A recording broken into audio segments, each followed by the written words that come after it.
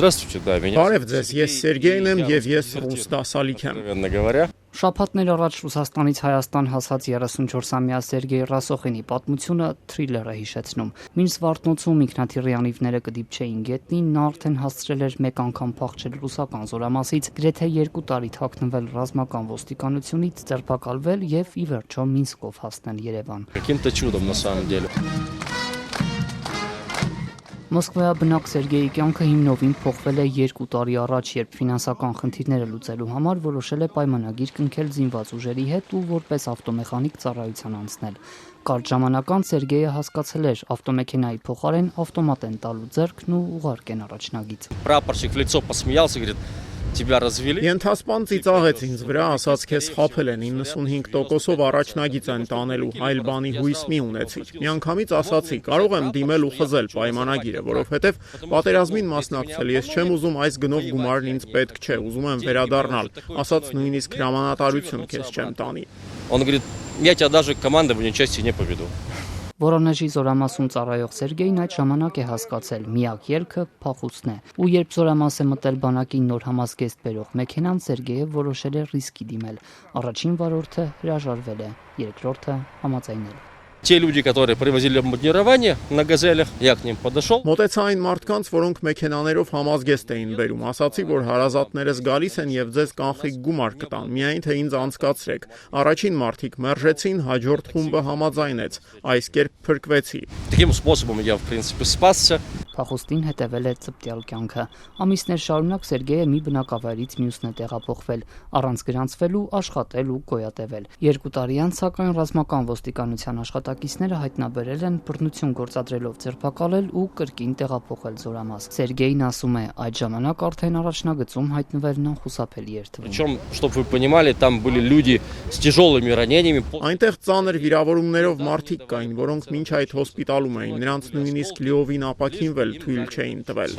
Их не отпускали. Ձեռքը զենք վերցնելու փոխարեն Սերգեյը նախընտրել է կանգնել դատարանի առաջ, թեև գիտեր, որ դասալիքներին մինչև 15 տարվա ազատազրկում է սպառնում։ Փրկության երկրորդ հնարավորությունը ծագել է, երբ դատական վճռից առաջ նրա նկատմամբ խափանման միջոց է ընտրվել երկրից չբացակայելու արգելքը։ Համախոհները Սերգեյին խորհուրդ են տվել Մինսկ հասնել ու այնտեղից инքնաթիռով Երևան մեկնել։ Նաև հուշել են հնարքներ կայարանում հերթապահող զինվորականների ծլկելու համար։ Я выехал, и вот, как видите, благополучно добрался до Армении. Դուրս եկա եւ ինչպես տեսնում եք հաջողությամբ Հայաստան հասա, իրականում ինչ որ հրաշքով։ Խորհուրդ էին տվել տոմս առնել կանխիկով շարժվելուց մի ժամ առաջ, որպեսզի չհասցնեն տվյալները ստուգել, եւ երբ տոմսարկվում էի զինված ուժերի համազգեստով մարդ եկավ։ Թղթեր վերցրեց, ինչպես հասկացա, դա այն ցանկն էր, թե ով է տոմս գնել, իսկ ես այդ պահին դեռ չէի գնել։ Գուցե ինձ նաեւ սա փրկեց։ Покупал. А я билет в тот момент еще не покупал. То есть, возможно, что спасло меня еще и это. Սերգեյը չի բացառում, որ Ռուսաստանի իրավապահները դեռ նույնիսկ չգիտեն, որ ինքն արդեն Հայաստանում է։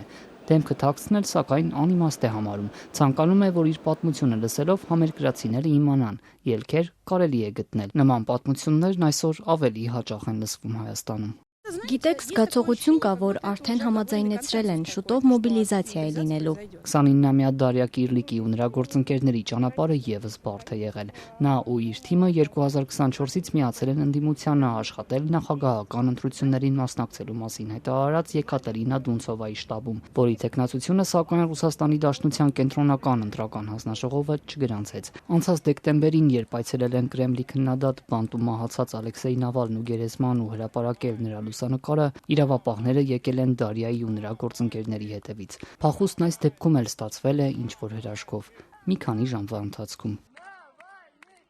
И понимаем, что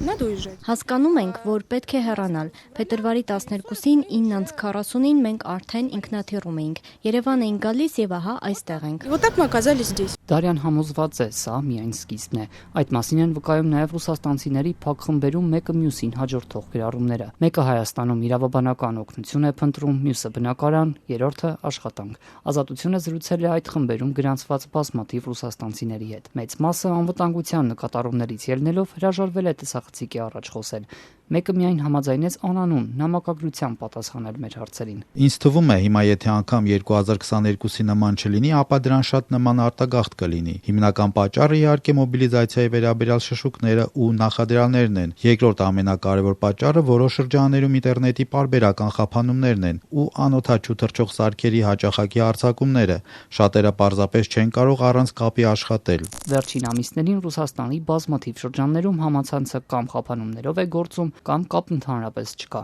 Իշխանությունները պնդում են հանուն ռուսաստանցիների անվտանգության են սահմանափակում կապը ուկրաինական անօթաչուներից պաշտպանվելու համար։ Իրականում, սակայն, անվտանգության զգացողությունը գնալով թուլանում է, ասում է մեր զրուցակիցը, վկայաբերելով բենզինի համար սկսված հերթերը ողջ երկրով մեկ։ Մեկ այս ամենում կյանքի որակի վատթարացում եւ հակամարտության երկարաձգում է տեսնում։ Մեկ ուրիշը պարզապես հոգեբանորեն հոգնել է երկրի ներսում աճող ճնշումից եւ իրեն այլևս անվտանգ չի զգում։ Հայաստանյան անշարժ գույքի գործակալներն Ազատության հետ զրույցում հաստատում են, վերջին շաբաթներին շուկայում մեծ աշխուժություն կա։ Արդյունքում աճել են եւ բնակարանների վարձակալության եւ վաճառքի գները, ասում է այս շուկայում ավելի քան 5 տարի աշխատող Գևորգ Սինդոյանը։ Դա շատ նման է 22 թվի հոսքին էլի։ Ու ասում են ավելի է կանխատեսվում, շատ կապված է այդ վերիսի սկլադների բանի հետ, ամեն վարվող սկլադի հետ իմ զապրոսները կոնկրետ ավելանում են ու թե վաճառքի, թե վարձակալության։ 2022-ին Ուկրաինայի դեմ պատերազմի առաջին մոբիլիզացիայից անմիջապես հետո Հայաստան էր եկել ավելի քան 40,000 ռուսաստանցի։ Թե վերջին ամիսներին Ռուսաստանից քանիսն են Հայաստան հասել, հստակ չէ։ Պաշտոնական վիճակագրությունը դեռ չի թարմացվել։ Շաբաթներ առաջ Երևան հասած Սերգեյը, սակայն արդեն հեռավար աշխատանք ունի։ Հիմա բնակարան է փնտրում Երևանում։ Չգիտի կկարողանա երբևէ վերադառնալ հայրենիք, բայց ասում է, առաջին անգամ վերջին 2 տարիների ընթացքում գիշերը հանգիստ է քնում։